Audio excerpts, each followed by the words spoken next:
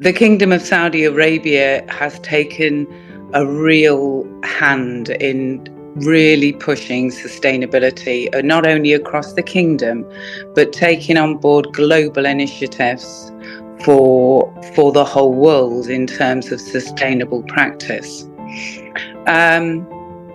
For STGC, we do expect much from these COPs.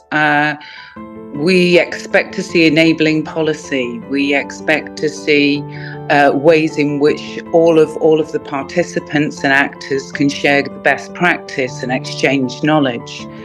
I expect to see nature-based solution initiatives and land, ways in which we can combat land degradation. The countries are to show their national biodiversity strategies, their land degradation, and that's a key start. And I hope these will include investment, funding opportunities, and planned manageable ways to support the planet whilst protecting the people and the communities. As aforementioned, the Kingdom has established the Saudi Green Initiative and the MENA Green Initiative as well, targeting fast and significant improvement, protected land and sea, preserving habitats for the Arabian leopard, for example, rewilding natural flora and fauna, and turning the desert green pledges, which has been already mentioned. As part of that vision for 2030, His Excellency also wants to seek ways to enhance efforts to harness the potential of tourism too.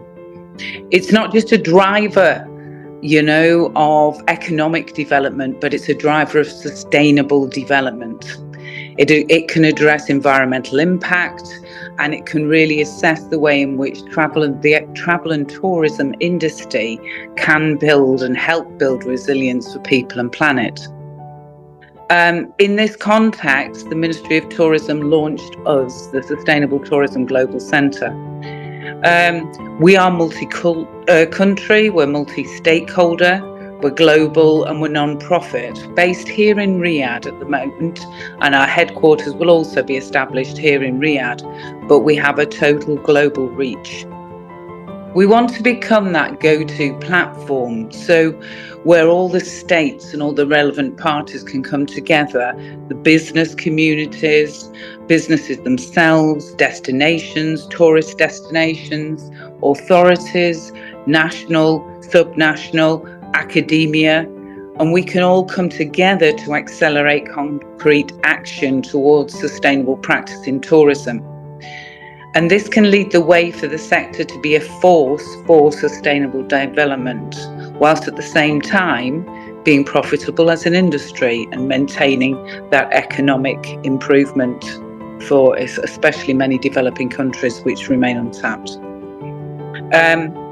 It's stakeholder centric, so in line with my previous speaker, very much about the businesses involved within travel and tourism and how we can support them to really focus and really manage the way in which they become not only sustainable within their own right, but they look at all the different scopes of their work, scopes 1, 2, and 3, and how that is impacted, how they can start to report really effectively on their sustainable development goals.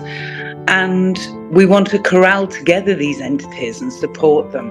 Large companies, destinations, small and medium enterprise, youth, traveller, and all of the tourism communities. We just want to enable the travel and tourism ecosystem so that it becomes a sustainable industry that can lead as a subsector across all sectors.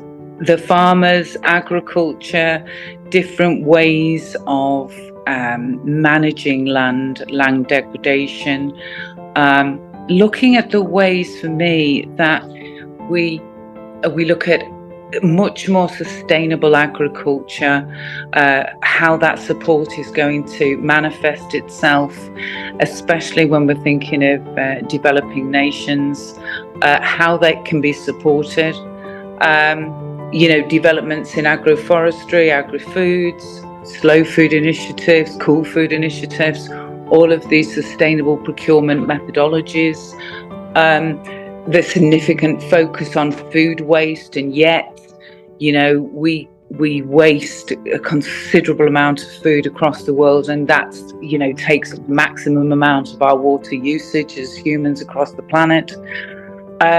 All of this for me is critical, because it is indeed systemic. It is a way in which it all links fully through. It is an ecosystem. And, I speak of tourism, of course, and the wonderful and exciting things that tourism can bring to any economy and any developing economy. But with it comes increases in natural resource use, water, food, fuels, impacting on heritage sites, local community well-being. I think we have to also, one of the key things that I'm interested in seeing what that comes out of the COPs is as a planet, I really do think we need to understand food better and understand what we eat better. And picking up on Katrine's point about it's about communication, it's about people understanding. We've lost the seasonality of food in so many ways, and our consumption of it, menu choice, the consideration of what we fundamentally need to eat, is not really there anymore. It's just what we want to eat and the choices that we have. And so much of this world doesn't have that choice. Final point is that for me, drought and flood are part of the same coin. The amount of water on this planet is finite. It moves around, and we're the ones impacting upon it. Primarily, it's climate that impacts upon it, and we therefore are the impactors of climate because of the behaviours of humanity fundamentally. I'm very, very, very happy and pleased that we're looking at greater equity in securing land rights. Because these are urgently needed, and Africa is a key region for this. And it's to protect and restore all of that degrading land, but it's also more about, for me, about impacting on women and girls first and foremost.